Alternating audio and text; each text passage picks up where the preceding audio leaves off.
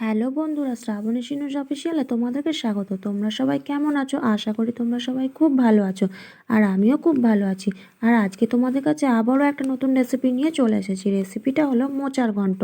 তোমরা তো অনেকেই অনেক রকম মোচার ঘন্ট খেয়েছো, কিন্তু আমার মা কিভাবে মোচার ঘন্টটা বানালো আজকে সেটাই তোমাদেরকে দেখাবো। তার আগে তোমরা যারা যারা আমার চ্যানেলে নতুন তারা অবশ্যই আমার চ্যানেলটাকে সাবস্ক্রাইব করে দাও, আর ভিডিওটা ভালো লাগলে অবশ্যই একটা লাইক করে দিও। তো চলো দেখে নেওয়া যাক আজকে আমার মা মোচার ঘন্টটা কিভাবে তৈরি করলো। সবার প্রথমে লাগবে মোচাগুলোকে ভালো করে মা কুচি কুচি করে কেটে নিয়েছে, দেখো।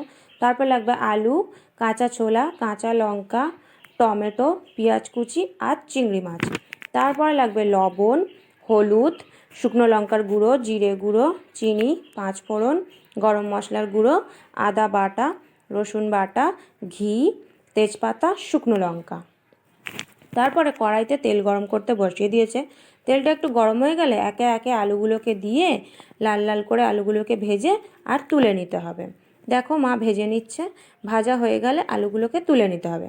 তারপরে কড়াইতে আবারও তেল গরম করতে বসিয়ে দিয়েছে।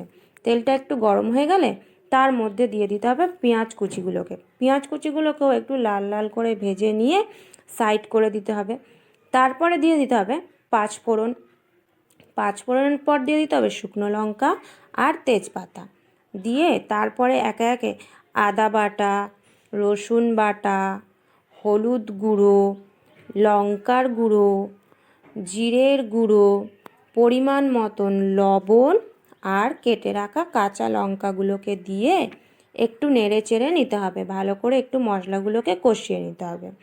তারপরে ভিজিয়ে রাখা কাঁচা ছোলাগুলোকেও দিয়ে ভালো করে মশলার সঙ্গে মিশিয়ে নিতে হবে। তারপর পরিমাণ মতন একটু জল দিতে হবে, যাতে মশলাগুলো না পুড়ে যায়। তার জন্য একটু জল দিয়ে ভালো করে কষিয়ে নিয়ে তারপরে ভেজে রাখা আলুগুলোকে একে একে সব দিয়ে ভালো করে আলুগুলোকে মশলার সঙ্গে ভালো করে কষিয়ে নিতে হবে। নিয়ে কেটে রাখা টমেটো কুচিটাকেও দিয়ে দিতে হবে। দিয়ে একটু নেড়ে চেড়ে তারপরে কুচি কুচি করে রাখা মোচাগুলোকে সব একে একে দিয়ে দিতে হবে। মোচাগুলো কিন্তু অবশ্যই আগে সেদ্ধ করে নিতে হবে। সেদ্ধ করে জল ঝরিয়ে রেখেছিল মা, সেগুলো আর তোমাদেরকে দেখাইনি। তারপরে মা কী করলো, ভালো করে একটু মোচাটাকে দিয়ে কষিয়ে নিয়ে তারপরে জল দিয়ে দিল পরিমাণ মতন, দিয়ে আর ভেজে রাখা চিংড়ি মাছগুলোকেও দিয়ে দিল। চিংড়ি মাছটাকেও ভাজার সময় তোমাদেরকে আর দেখাইনি, আগে থেকেই মা ভেজে রেখেছিল। তারপরে কিছুক্ষণের জন্য ঢাকা দিয়ে দিতে হবে, কারণ সবজিগুলোকে চিংড়ি মাছটাকে ভালো করে তো সেদ্ধ হতে হবে। তার জন্য কিছুক্ষণ পর দেখো মা ঢাকা খুলে দেখছে সেদ্ধ হয়েছে কিনা। একটু সেদ্ধ হয়ে গেলে তারপরে পরিমাণ মতন চিনি দিয়ে দিতে হবে আর পরিমাণ মতন ঘি দিয়ে ভালো করে নেড়ে চেড়ে ঘেঁটে নিতে হবে। জলগুলোকে একটু শুকনো শুকনো করে নিতে হবে। নিয়ে আর পরিমাণ মতন গরম মশলা দিয়ে একটু নেড়ে নিলেই রেডি। মায়ের রান্না দেখো একদমই কমপ্লিট।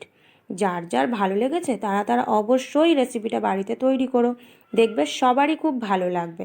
আজকের ভিডিওটা এইটুকুই। ততক্ষণে তোমরা সবাই ভালো থেকো। টাটা।